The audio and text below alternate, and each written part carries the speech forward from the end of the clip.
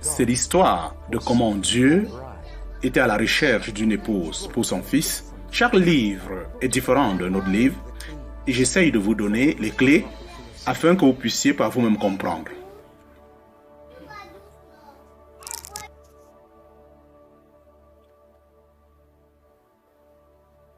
Genèse, partie 3, création et évolution. Nous sommes arrivés au chapitre 2 et nous avons près de 45 chapitres. Nous allons voir en détail comment ce chapitre 2 est structuré. Dans le contexte, il y a beaucoup. Lorsque vous lisez le chapitre 1 et vous fermez vos yeux, c'est comme si vous êtes en train d'errer dans les airs. Mais quand vous lisez le chapitre 2 et vous fermez les yeux, c'est comme si vous tenez debout et vous observez tout autour de vous. Ceci, c'est parce que dans le chapitre 2, l'homme est devenu le centre de l'image. Au chapitre 1, toute chose est vue de par Dieu. À partir du chapitre 2, l'homme est le centre de l'image. Et l'homme est maintenant un individu. En fait, le thème générique du chapitre 1 ouvre de manière spécifique le chapitre 2. Dans le chapitre 1, on parle des hommes en tant que mâles et femelles. Et chapitre 2, les hommes, les mâles et les femelles deviennent des noms des personnes individuelles, Adam et Ève. Dieu lui-même a un nom dans le chapitre 2. Dans le chapitre 1, il est simplement Dieu. Maintenant, dans votre Bible anglaise, on dit le Seigneur Dieu. Mais quand vous lisez le mot Seigneur dans la Bible hébreuse, ce nom en hébreu veut dire, et en hébreu, puisqu'ils n'ont pas de voyelle, ce nom est fait de 4 consonnes, J, W, H, et d'où le mot Jéhovah a été ressorti. Mais ceci est une erreur parce que J est prononcé comme W et J comme Y. Alors, dans la prononciation anglaise, c'est WJ, d'où nous avons le mot Yahweh. Dans la Nouvelle Jérusalem, la Bible, ce mot est clairement là, tel que nous le voyons. Ainsi, le Yahweh, Dieu, et je vais vous donner le mot anglais qui est aussi proche d'être, être toujours. Voilà le nom de Dieu. Ainsi, Dieu a un nom, l'homme a un nom, et plus tard, la femme aussi a un nom. Et il y a des noms qui ressortent ici. Non pas juste les noms d'une personne, mais des noms des différentes places aussi. Nous ne sommes plus en train de parler d'une terre vide. On parle d'une terre de Havila, de Cush et de Assur. Et le jardin d'Éden aussi. Et non pas seulement, nous avons des terres vides, mais on a aussi des eaux qui ont des noms. Ainsi, il y a 4 rivières mentionnées ici. Nous sommes familiers avec 2 aujourd'hui, le Tigris et l'Euphrate. Ainsi, ça conduit ce Dieu, et cet endroit est placé presque en est de Turquie, en cet endroit-là. Et c'est là où le mont Ararat s'y trouve. Et c'est là où les gens sont en train de regarder à Dieu, et ceci se situe là-bas. Ainsi, la signification des noms, elle est plus grande que cela. Ce n'est pas juste établi. Les noms établissent des relations entre les hommes. Et la chose la plus importante dans Genèse chapitre 2, c'est que l'homme est le centre d'un gouvernement et de relations aussi. Et la signification de la vie pour nous, elle est relationnelle. Et cette relation, telle que nous allons voir, à 3 dimensions. La relation entre nous, la relation entre les choses avec lesquelles nous sommes sur cette terre et la relation que nous avons dans le sens horizontal. Il y a donc une relation verticale avec le Dieu, une relation aussi avec le bas, la terre, et la relation horizontale avec la nature humaine et d'autres personnes.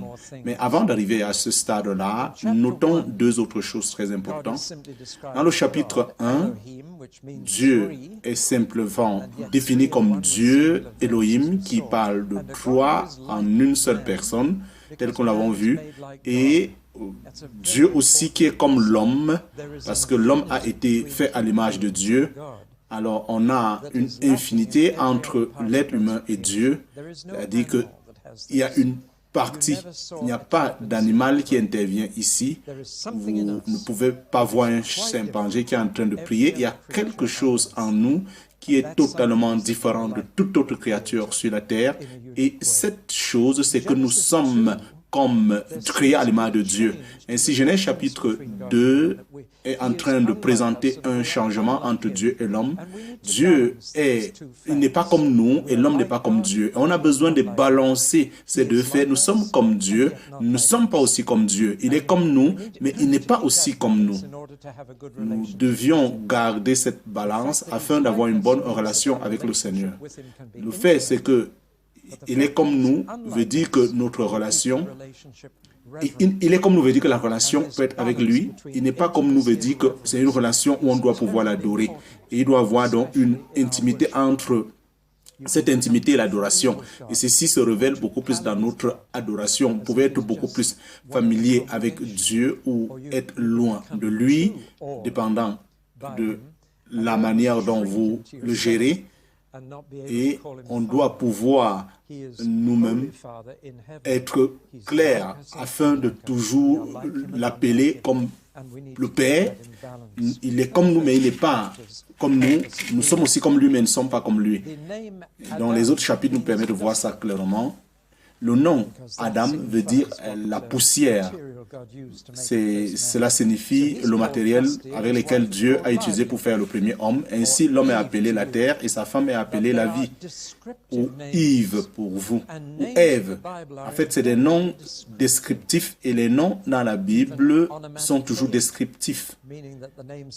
Juste, c'est-à-dire que ces noms ressemblent à comme ce mot « coucou ».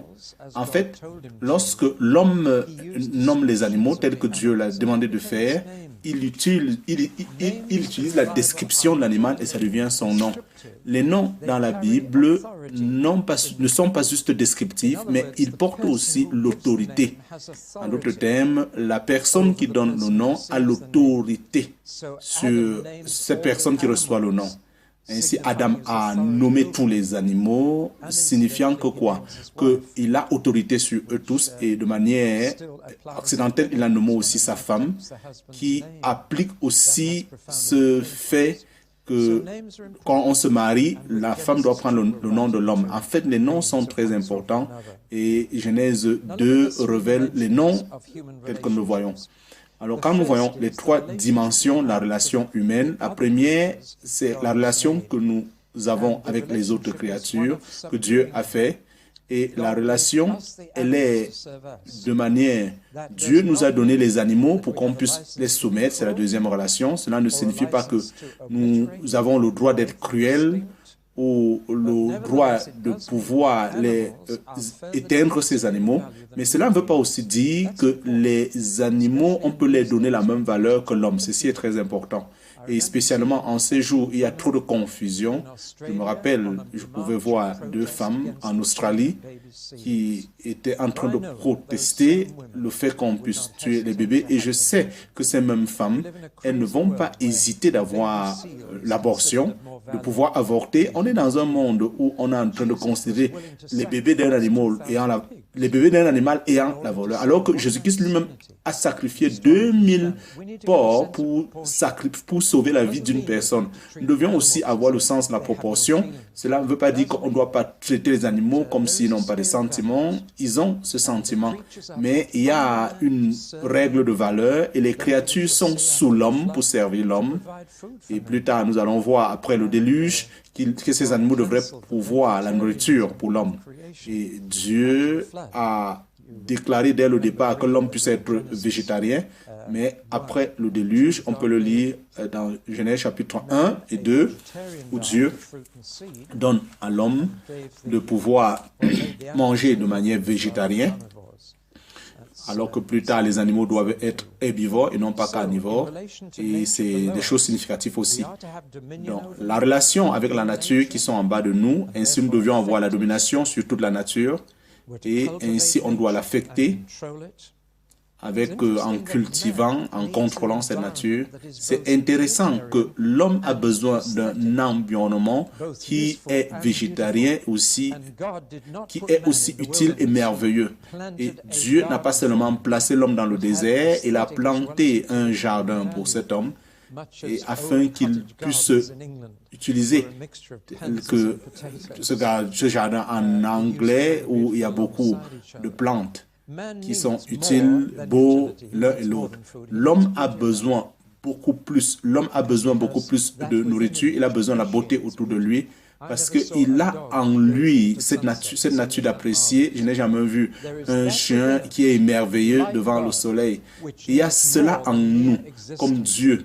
Nous avons besoin de plus que simplement d'exister. On a besoin d'apprécier, on a besoin de se réjouir des choses et non pas juste survivre. Ainsi, la deuxième relation, c'est le Dieu qui est là-haut, que nous devions avoir. Ainsi, ces deux arbres dans le jardin étaient très importants. L'un te permet de vivre très longtemps, l'autre te permet de vivre court. Ainsi, ces deux arbres ne sont pas des arbres magiques ou des arbres de sacrement. Dieu peut, au travers des aspects physiques, révéler des aspects spirituels qui peuvent de la bénédiction ou la malédiction. Ainsi, vous prenez le pain et le vin mauvais, cela vous amène la maladie de la Sainte Seine. Alors, il n'y a pas de magie dans le pain et l'eau, mais Dieu a établi ces aspects choses physiques pour que sa grâce et son jugement aussi puissent être révélés. Je ne vois rien d'étrange dans les arbres pour qu'ils puissent avoir aussi des effets spirituels. C'est un principe que Dieu a établi, que Dieu utilise l'aspect physique pour communiquer l'aspect spirituel. Ainsi, un arbre, l'arbre de vie, nous révèle que Adam et Ève n'étaient pas par nature immortels, mais ils étaient capables de devenir mortels. Ils ne pouvaient pas vivre éternellement par eux-mêmes, par leur capacité, mais en ayant l'accès à l'arbre de la vie, ils pouvaient vivre éternellement. Il n'y a aucun scientifique qui a découvert pourquoi nous mourons. Ils ont découvert beaucoup comment nous mourons, mais comment est-ce que l'horloge qui fonctionne subitement s'arrête? C'est une machine très merveilleuse. Si nous continuons à l'entretenir avec la nourriture, elle peut se remplacer par elle-même. Ce corps, notre peau change continuellement et ainsi on peut voir ses effets. Et son corps peut continuellement se réparer. C'est une machine merveilleuse. Mais pourquoi est-ce qu'elle doit subitement s'arrêter? Aucun scientifique ne peut nous expliquer cela. Et le secret de comment est-ce que cette horloge est gardée. Et le secret était dans l'arbre de la vie. Et Dieu était en train de rendre possible aux êtres humains de pouvoir vivre éternellement. C'est pourquoi il a placé cet arbre dans le jardin pour l'homme. Ainsi, l'homme n'était pas immortel, mais il pouvait devenir une personne en prenant l'arbre de la vie, devenir immortel. L'autre arbre, par contre, c'était un arbre très significatif. Lorsque vous lisez le mot connaissance, on peut la substituer à l'expérience. Parce que la connaissance dans la Bible, c'est quelque chose qu'on connaît personnellement. Adam a connu Ève et ainsi ils ont eu un enfant. C'est ce que la connaissance veut dire. C'est une connaissance que vous expérimentez pour connaître dans la Bible. Et Dieu dit, je ne voudrais pas que vous puissiez connaître le bien et le mal. De manière très simple, je voudrais que vous gardez votre innocence. La tragédie, c'est que chacun d'entre nous perd son innocence d'une manière ou d'une autre. Une fois que vous faites quelque chose qui est mauvais, vous ne pouvez plus jamais être tel que vous étiez. Vous pouviez être pardonné, mais vous allez perdre votre innocence. Et la chose terrible de perdre, c'est cette innocence. Parce que la joie appartient à l'innocence. Ainsi, Paul dit, en ce qui concerne les choses mauvaises, je préfère être innocent. L'innocence est importante. Et Dieu voudrait qu'Adam et Ève gardent leur innocence. Pourquoi est-ce qu'il a donc placé de tels arbres? C'était juste une manière de dire, je préfère garder l'autorité morale sur vous. Alors, que vous ne décidez pas par vous-même ce qui est bien ou mal, que vous me faites confiance pour que je vous dise ce qui est bien et mal. Ainsi, tout parent aussi désire que les enfants agissent ainsi. Vous espérez que vos enfants ne découvrent pas par eux-mêmes combien c'est difficile. Vous espérez qu'ils vont vous faire confiance. Et voilà votre autorité parentale sur ses enfants. Et Dieu est en train de dire à la nature humaine qu'il a créée que vous n'êtes pas les maîtres, vous êtes des locataires et moi je suis le propriétaire terrien de cette terre. Et j'aimerais que ça soit clair, que moi je sois celui-là qui vous dit ce qui est bien. Le trouble, c'est que la plupart des hommes, d'une manière ou d'une autre, nous ne sommes pas intéressés, nous aimons essayer par nous-mêmes pour découvrir ce qui est bon et mauvais. Ainsi, le résultat, c'est que nous perdons notre innocence et nous ne serions plus jamais le même. Et voilà ce que cet arbre est établi, que tu dois toujours dépendre de moi en ce qui concerne l'autorité morale et moi, je vais décider ce qui est bien ou mauvais pour toi. Ainsi, la relation entre l'homme et Dieu ne doit pas être ce qui est en bas ou Dieu qui est en haut. Dieu voudrait quelque chose. On a besoin de la relation horizontale, quelque chose qui est triste. C'est-à-dire que les hommes aujourd'hui sont en train de se lier avec les animaux. Il y a quelque chose qui ne marche pas ici. Nous ne pouvons pas être pleinement humains si seulement on est relié à Dieu. On a besoin de cette complémentarité. J'aime ce mot shalom et vraiment je vais le signer dans le livre, mais j'aime toujours signer shalom au lieu de mettre mon nom. Shalom, c'est un mot merveilleux qui veut dire l'harmonie, l'harmonie avec vous-même, l'harmonie avec Dieu, l'harmonie avec tous les autres qui sont autour de vous et l'harmonie avec la nature. N'est-ce pas quelque chose de merveilleux, ce mot shalom? Shalom. L'harmonie avec vous-même, l'harmonie avec Dieu, la nature et tout le reste. Ainsi, nous avons dans Genèse chapitre 2 l'image de cette harmonie et Dieu qui avertit Adam que si tu brises cette harmonie, alors tu vas mourir. Non pas immédiatement, mais alors, la raison pour laquelle Dieu l'a dit, c'est très simple, c'est qu'il y a une punition très sévère. Mais Dieu est en train de dire, une fois que tu expérimentes le mal, je dois limiter la durée de ta vie sur la terre. À défaut de ça, le mal devient éternel. Alors, vous pouvez voir ce que Dieu veut dire. Si Dieu laisse la rébellion de demeurer, cela va ruiner notre univers pour toujours. Ainsi, Dieu a placé un temps pour ne pas accepter, pour ceux-là qui ne vont pas accepter son autorité morale. Ainsi, l'homme a donc besoin de cette relation horizontale. Et nous pouvons parler aussi de ces animaux. Ils ne peuvent pas remplacer l'amitié entre les hommes. Les animaux ne peuvent pas remplacer. Ainsi, dans Genèse chapitre 1, les mâles et les femelles sont égales en termes de dignité. Et nous allons le voir plus tard aussi. Et dans la destinée aussi sont égales. Qu'il n'y ait pas d'erreur, que la première erreur entre le mâle et la femelle, vous deviez être clair que tout cela sont même chose à l'image de Dieu. Mais dans Genèse 2, leur fonction est totalement différente. Et on note 4 points qui ressortent dans le Nouveau Testament. Premièrement, la femme, elle est faite à partir de l'homme. Alors, elle dérive de l'homme. Point numéro 2, elle est faite après l'homme. Alors là, l'homme porte la responsabilité du premier-né et la signification de ceci va devenir plus claire dans Genèse chapitre 3, où Adam est blâmé pour le péché, non pas Ève. Lui, il était responsable de prendre soin de Ève. Et le troisième aspect, c'est que la femme a été faite pour l'homme. Adam avait un travail avant d'avoir une femme. Et l'homme, premièrement, est fait pour son travail et la femme est premièrement faite pour la relation, pour les relations. Cela ne veut pas signifier que l'homme ne doit pas avoir les relations et que la femme ne doit pas travailler. Mais le but premier pour lequel Dieu a créé l'homme et la femme. Et le fait que l'homme a nommé la femme, dans ce chapitre 2 aussi, présente comment est-ce que le partenariat doit fonctionner, non pas, mais c'est deux, l'un a besoin de l'autre. Mais en tant que partenariat où l'un a la responsabilité de l'autre, c'est-à-dire dans le leadership, et c'est ainsi que les choses doivent pouvoir fonctionner. Cela devient une compétition lorsque ce leadership devient peut-être une domination de la part de l'homme. Et ça ne devrait pas être ainsi. L'harmonie doit à ce moment être brisée.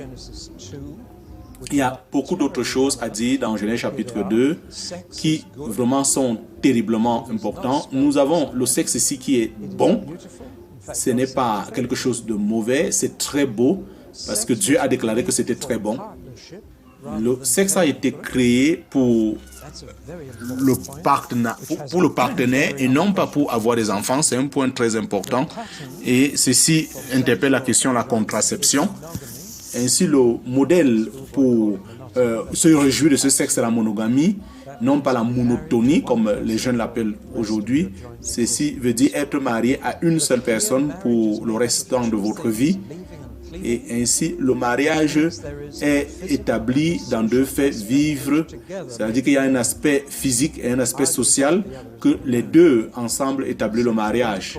Sans ces deux, il n'y a pas de mariage. Ainsi, s'il y a les rapports sexuels sans que le mariage soit reconnu, ainsi aussi, si socialement reconnu sans qu'il y ait la consommation, il n'y a véritablement pas de mariage. Ça doit être clair. Et le point important ici, c'est que le mariage domine sur toute autre relation. Et il n'y a pas de jeu dans ce sens que nous sommes en train de parler. Ainsi, une personne, le partenaire doit être la priorité de toute autre chose dans une vie de couple, même avant les enfants. Ce partenariat entre l'homme et la femme doit être la priorité. Ainsi, l'idée ici, en parlant d'un couple, que rien ne doit se cacher entre l'un et l'autre et il doit avoir une ouverture totale. C'est une image très merveilleuse ici et c'est à cette image que Jésus-Christ est en train de nous interpeller plus tard. Et beaucoup d'autres choses que je vais pouvoir nommer. Ici, nous avons l'homme qui peut avoir des relations avec le Dieu qui est en haut, et avec la compagnie et avec aussi la nature. Les deux, pour soumettre ce qui est en bas, soumettre ce qui est en haut, et pour pouvoir garder la relation tout au long. Voilà l'image et voilà les trois relations principales que l'homme en a besoin et pour que les choses soient correctes. Lorsque le péché est arrivé, tel que nous avons vu, toutes ces trois relations ont été gâtées. Tout le système a été brisé lorsque le péché est arrivé. Voilà Genèse chapitre 2, vu dans la forme humaine lors de la création. Et le message que cela peut ressortir est très important ici. Néanmoins,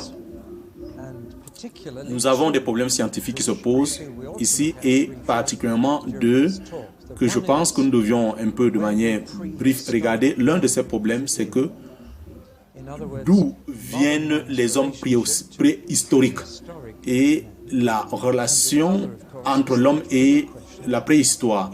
Et l'autre qui est une très grande question, est-ce que l'homme directement est relié aux animaux? Toute la question de l'évolution est posée ici. Et c'est très facile de parler de l'évolution si elle se limite aux animaux, aux l'homme. Mais puisqu'on a inclus l'homme dans cette théorie, ça provoque beaucoup de crises et ça soulève beaucoup de questions. Alors, regardons premièrement que notre relation par rapport à l'homme préhistorique, puisque beaucoup de découvertes ont été faites par ceux de l'Église, le Père-Fils au Kenya, le Père et les Fils, beaucoup de découvertes ont été faites et on dit que la vie a commencé en Afrique, d'autres. Ceci soulève beaucoup de questions. Nous devons regarder premièrement entre la relation entre l'homme par rapport à la préhistorie. Qu'est-ce que la science dit et qu'est-ce que la Bible dit? Regardons premièrement qu'est-ce que la Bible dit concernant l'origine de l'homme. Vraiment, la Bible dit que l'homme a été fait avec le même matériel que les animaux. Les animaux ont été faits à partir de la poussière de la terre. Nous aussi, nous sommes faits à partir de ce même matériel. Et ainsi, on peut le voir.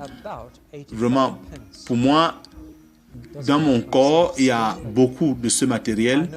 Cela n'aide pas beaucoup, mais je sais que tous ces éléments, un jour, vont retourner à la terre et d'une manière ou d'une autre. Mais ce qui est sûr, ces éléments vont rentrer où ils appartiennent.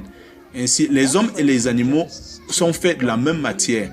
Et cette phrase dans Genèse chapitre 2, que Dieu a soufflé dans les narines des hommes pour que l'homme devienne une âme vivante, ne laissez pas ce mot âme vous décevoir. Cette phrase, elle est utilisée aussi pour les animaux dans Genèse chapitre 1. Ils sont appelés des animaux vivants. Parce qu'en hébreu, le mot âme signifie juste un corps vivant. Et puisque les animaux sont découverts comme des animaux, ça veut dire qu'ils ont un être. Nous respirons. C'est pourquoi lorsque votre corps ne respire plus, vous envoyez un SOS pour dire vous sauvez mon âme. Ce qui veut dire c'est sauver mon corps qui respire.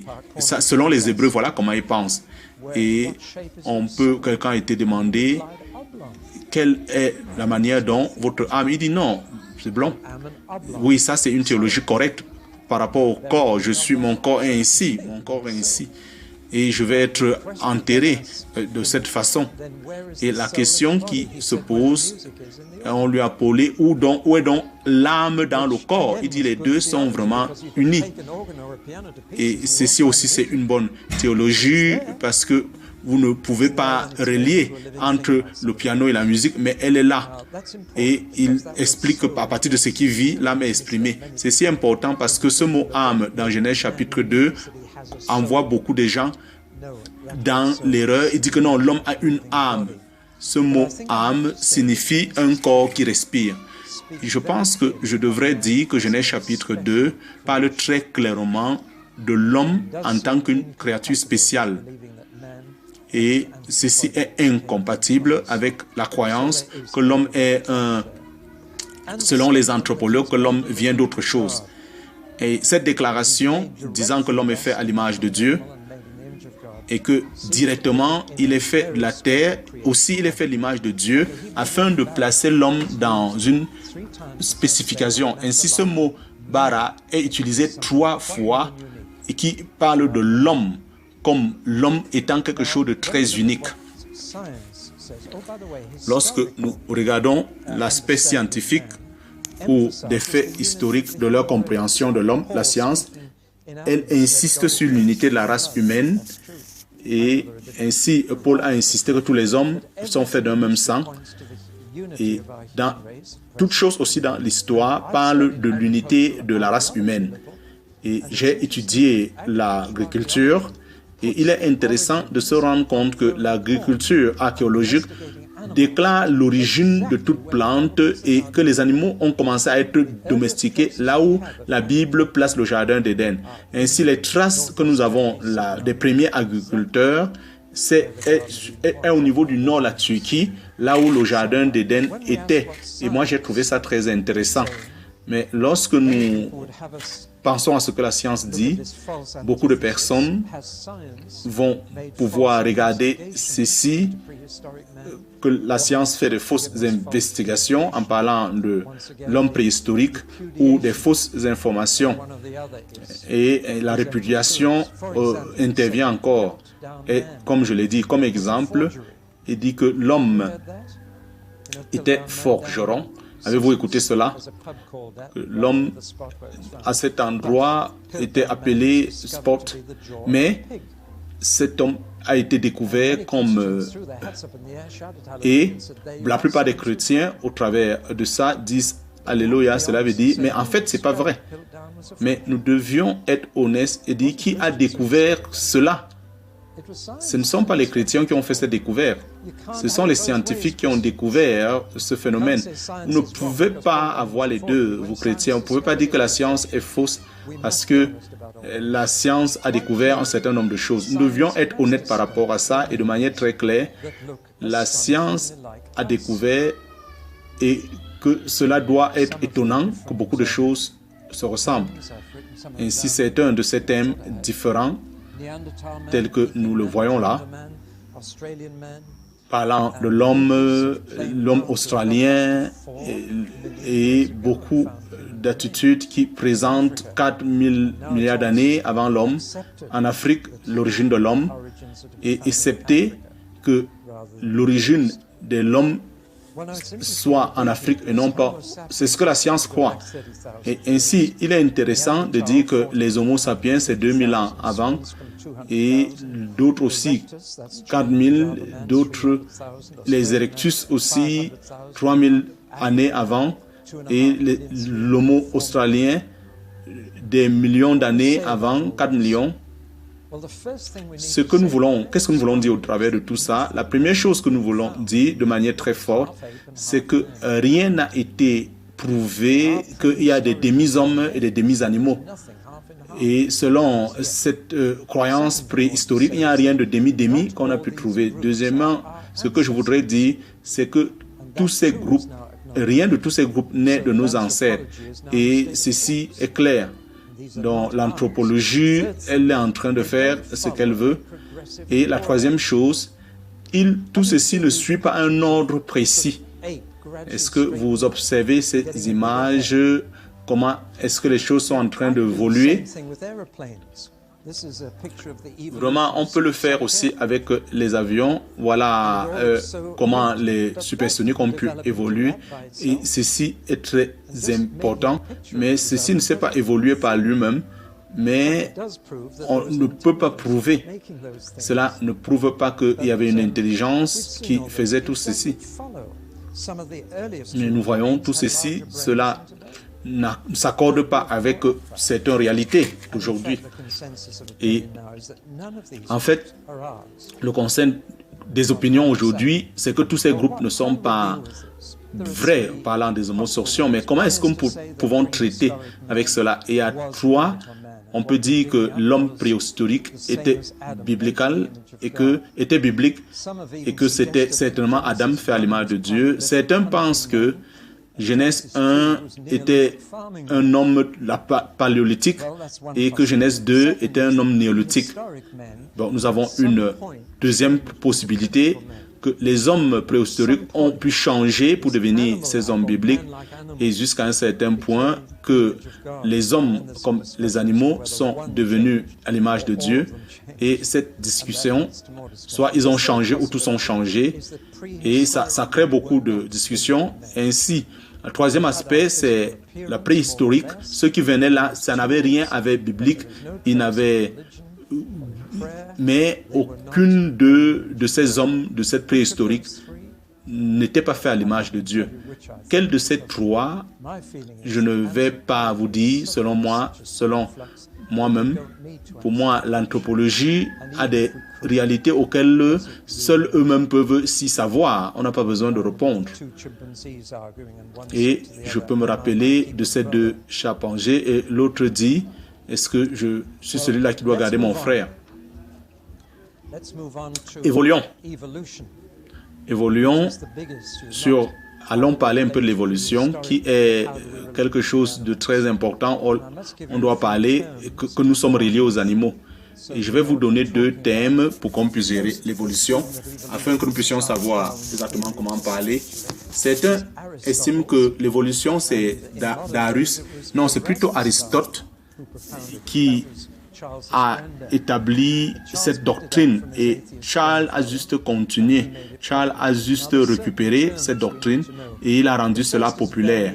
Et deuxièmement, on doit connaître, la première c'est la variation, croire qu'il y a eu un changement graduel et les choses changeaient et que à chaque génération cela a été transmis.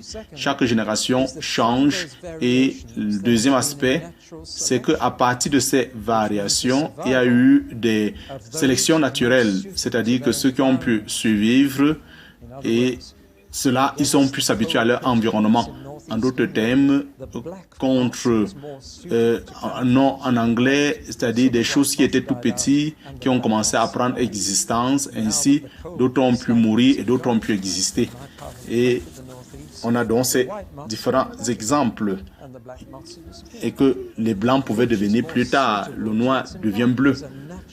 Et ceci, il y a une sélection naturelle et que ça s'adapte à chaque fois. C'est ça cette théorie. Et cette sélection, elle est naturelle, ça s'opère de manière naturelle, il n'y a rien qui aide. La nature elle-même, elle fait la sélection. Mais ce processus, aujourd'hui, les gens sont en train de croire. Les Français l'appellent la marche. C'est-à-dire qu'ils parlent d'un phénomène des étapes. La mutation, ils appellent ainsi. C'est-à-dire que c'est des étapes. Et il y a beaucoup de débats entre ces deux faits, beaucoup de thèmes auxquels nous pouvons regarder. Le premier thème, on appelle ça la macro-évolution, croyant qu'il y a eu un changement limité avec un certain groupe d'animaux et d'hommes. Et je crois que la science a pu prouver cette macro-évolution. Mais il y a, on parle de la micro-évolution, là nous parlons de la macro-évolution, que toutes choses ont été développées à partir d'une seule origine et que toutes choses retournent à la même forme de vie qui a développé toutes choses.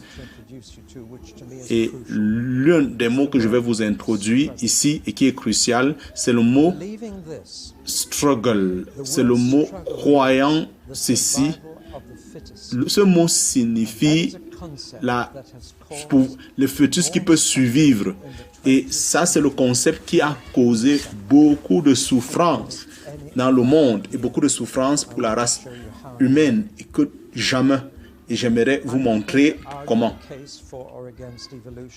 Je ne vais pas argumenter ces différents cas d'évolution, mais juste révéler, disant que l'évolution demeure toujours une théorie. Elle n'a pas été prouvée jusqu'à ce jour. En fait, beaucoup d'évidences que nous avons venant du mensonge, mais cela sont des théories qui ne s'accordent pas. Par exemple, dans ces fausses évidences, il n'y a aucun groupe qui apparaît et qui peut nous prouver l'évolution. On parle seulement que selon les âges, ça apparaît. Deuxièmement, la complexité de la vie et la simplicité de la vie ont apparu. Et il n'y a pas une trace entre ces deux-là. Troisièmement, il y a beaucoup de petites choses qui parlent de l'un et de l'autre. Et vraiment, toute la vie, commençant depuis le départ, est très compliquée. Elle a toujours un DNA. Ainsi, la mutation qui parle que les choses changent de forme et permet aux créatures de vivre ou de mourir, prochaine étape.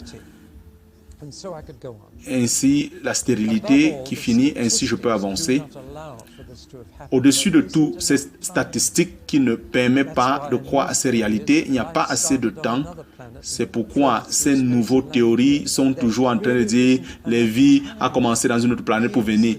Mais en réalité, il n'y a pas assez de temps ici pour pouvoir prouver toutes ces choses qui sont dites.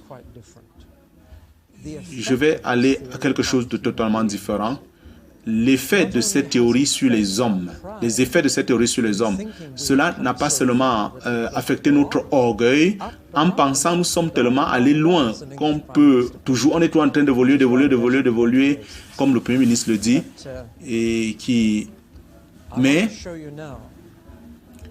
je voudrais vous montrer présentement ce qui se passe avec ce mot « se battre ». On le trouve dans le capitalisme américain. Un homme comme Rockefeller a pu dire « les affaires, c'est le seul moyen pour que le fœtus puisse survivre ». Et ceci amène beaucoup de souffrance. Vous le trouvez dans le fascisme. Adolf Hitler, son livre était appelé « Ma souffrance ». Et il croyait en ce fœtus qui sont seulement les Allemands qui doivent pouvoir vivre et non pas les Juifs. Vous le trouvez dans le communisme.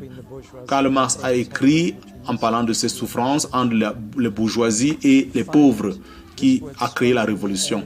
Vous le trouvez aussi, ce mot, dans le colonialisme aussi, où des personnes, on tuait les personnes au nom du progrès. Et vraiment, je peux le dire et oser que ce mot « struggle » qui est la suivi du fœtus a créé trop de souffrance dans toutes les idéologies. Mais c'est aussi cela présente aussi deux grands choix et je vais prendre quelques minutes pour pouvoir vous présenter ces choix. Ce que nous sommes en train de dire au travers de tout ce que j'ai un peu parlé, et nous parlons de la création et l'évolution, cela nous amène à un choix que nous devions pouvoir choisir. Si vous croyez à la création, vous croyez à un Dieu Père. Si vous croyez à l'évolution, vous êtes en train de croire à une mère nature qui n'existe pas. Si vous croyez à la création, vous croyez que cet univers est le résultat d'un choix personnel ou d'une chance qui est arrivée juste. C'est-à-dire qu'il y avait un but lorsque la personne créait, mais de l'autre côté, c'était juste quelque chose qui s'est présenté. Ainsi, pour la création, l'univers est tellement merveilleux et que selon l'évolution, c'est juste un processus naturel. Au niveau de la création, que tout l'univers est quelque chose d'ouvert où Dieu peut intervenir. Et là, nous avons simplement comme un système fermé qui fonctionne selon lui-même, selon l'évolution. Ainsi, lors de la création, on a le concept de la providence, c'est-à-dire Dieu prend soin, il dirige et il gère toutes choses. De l'autre côté, l'évolution, on a juste des coïncidences qui arrivent où les choses bonnes arrivent comme ça n'arrive pas. Et du côté de la création, nous avons la foi basée sur des faits, mais de l'autre côté, on a une foi basée sur des théories qui n'est pas toujours vraie. Du côté de Dieu, créateur, on a le Dieu qui est libre de faire les choses comme il veut, de faire l'homme à son image. De l'autre côté, on est l'homme qui est libre de faire de Dieu selon son imagination, de créer sa part de Dieu. Ainsi, nous voyons les deux mentalités de croire selon la croyance évolutionnelle où vous croyez que quelqu'un a créé. Deuxièmement, nous voyons derrière cet aspect de choses l'aspect moral. Alors, ce que nous voulons répondre maintenant, pourquoi les gens sont tellement attachés à cette théorie de l'évolution? La réponse est claire, c'est vous deviez croire en ces faits. Au niveau de la création, Dieu est Seigneur. Au niveau de l'évolution, l'homme est Seigneur. Au niveau de la création, on est sur l'autorité divine. Au niveau de l'évolution, l'homme lui-même, il a sa propre autorité et il fait comme il veut. Au niveau, on a des standards absolus. Là-bas, on n'a que des situations qui nous arrivent. Au niveau de la création, on a la responsabilité, le devoir. Au niveau de l'évolution, on a des demandes et des droits. Au niveau de la création, on a l'enfance où il doit dépendre d'un parent, mais de l'autre côté de l'évolution, l'homme attire à l'indépendance où il fait comme il veut. Au niveau de la création, on a l'homme est une créature qui est tombée. Au niveau de l'évolution, l'homme est plutôt en train d'être élevé.